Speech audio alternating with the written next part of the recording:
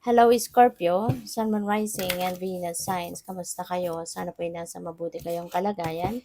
Welcome back po sa Star Tarot at kung bago kayo rito, welcome din po kayo. Please subscribe, like, share my videos, and leave me a comment kung nakaka-resonate kayo or naka-resonate kayo. Thank you. So, tignan natin kung ano ang ganap for you, Scorpio. So, we have Empress energy. So, dito sa Empress, this is abundance and prosperity energy. Kaya siguro Scorpio, this is a perfect time then, 'di ba? Siguro to start something new in your life. Baka meron kayo ditong bagong pagkakakitaan, baka merong opportunity na dadating sa inyo na magbibigay ng pagkakataon sa inyo na makapagsimula kayo ng panibagong hanap buhay, panibagong source of income, 'di ba? So baka may oportunidad dito na lalapit sa iyo sa ngayon, 'di ba? It could be a business, it could be pwedeng negosyo 'yan, pwedeng investment, 'di ba? Or pwedeng panibagong trabaho, no? Who knows, baka meron kang magiging part-time dito, baka merong opportunity na makakuha ka ng additional na pagkakakitaan, 'di ba? So, yung gano'n. So, tingnan natin kung ano pa ang ganap. And by the way, no, may nakita akong baby. So, baka ang iba sa inyo buntis, magbubuntis, or baka meron ng manganganak, no? So, congrats sa'yo.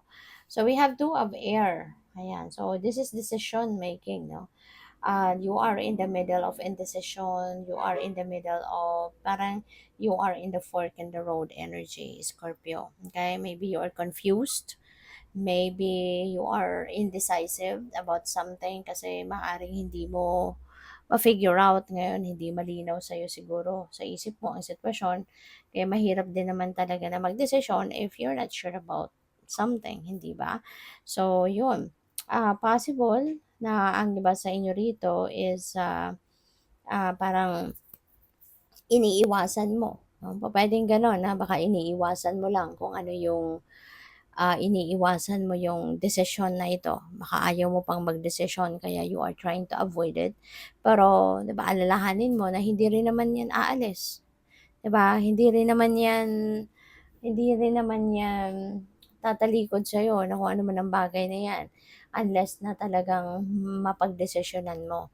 'Di ba? So, kaya you are going to make a decision anyways, 'di ba? So, pag-isipan mo na, 'wag mo nang iwasan, 'wag mo nang patagalin pa kasi lalo-lalo na kung 'di ba, baka lalong alam mo 'yun, mas lalong dumami pa tuloy yung kailangan mong asikasuhin diyan, kailangan mong pagdesisyonan diyan. Baka mag-create pa ng mas komplikadong sitwasyon ang bagay na 'yan if mas papatagalin mo pa na harapin 'no, ang pagdedesisyon sa bagay na ito. Kaya yun, listen to your intuition, okay? Magdasal ka, hingi ka ng guidance sa universe, ng enlightenment, at pakinggan mo yung inyong intuition kasi for sure, you will be guided accordingly. Okay? So, what else? We have the Four of Fire. Ayan. So, Four of Fire is happiness energy ito. Okay? Masaya to.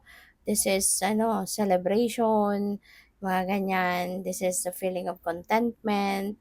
You are also going to experience prosperity and abundance sa pagkakataong ito. 'Di ba? Kaya ano ka, siguro meron ditong achievements, accomplishments, mga ganyan na makakamit kayo, no? So, good luck. So, tignan natin kung ano pa ang ganap. And maraming salamat for subscribing. And if you haven't subscribed yet, subscribe na kayo. And also, maraming salamat din for not skipping the ads. Malaking bagay po yan sa akin. And also, please click the join button sa baba ng video kung gusto po ninyo na mag-join kayo sa membership. So, we have mystery. Wow. So, parang merong misteryosong dito, sitwasyon na po pwedeng you are going to be dealing with. You know? Feeling ko dito, this is something that is yet to be discovered, no? Po pwedeng ganun.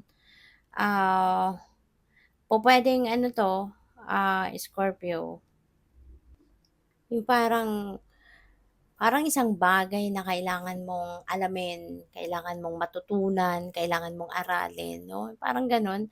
So, parang ano siya, let's say baka there is an opportunity for you to learn something new. 'Di ba? Maybe you are being directed towards this path. This is a totally unknown para sa'yo. This is totally, pupuwedeng ano 'to, pupuwedeng opportunity na you've never done this before, 'di ba? Hindi mo pa 'to nagawa dati, hindi ka pa nakakasubok ng ganito. So, talagang nandito ka para matutunan mo, diskubrihin mo, alamin mo kumbaga on your own 'no. So, parang gano'n ang napi-pick up ko dito. As in this is where you're going to learn new things, bagong diskarte sa buhay, 'di ba, kung papaano mo 'to magagawa or papaano mo 'to papatakbuhin, yung gano'n. So, good luck. So, we have High Priestess at lagi kang makinig 'no, sa inyong intuition and also focus ka din doon sa mga kunyari baka merong mga visions din na pinapakita sa'yo ang universe, merong mga signs, symbols, omens na pupuwedeng pinapadala sa'yo ang divine and, that is a form of guidance para sa'yo, 'di ba? So, maaari 'no na you are being guided, 'di ba, towards this kung ano man ang journey mo na 'to dito, maybe you are also divinely guided, 'di ba? Kaya ang importante lagi ka lang makinig 'no, sa inyong intuition, okay? So that you'll be able to, figure out 'no, ano yung mga steps na dapat mong gawin. So we also have the Grail Knight, and so, some of you, may ano, baka meron kayong bagong love connection kung single ka pa.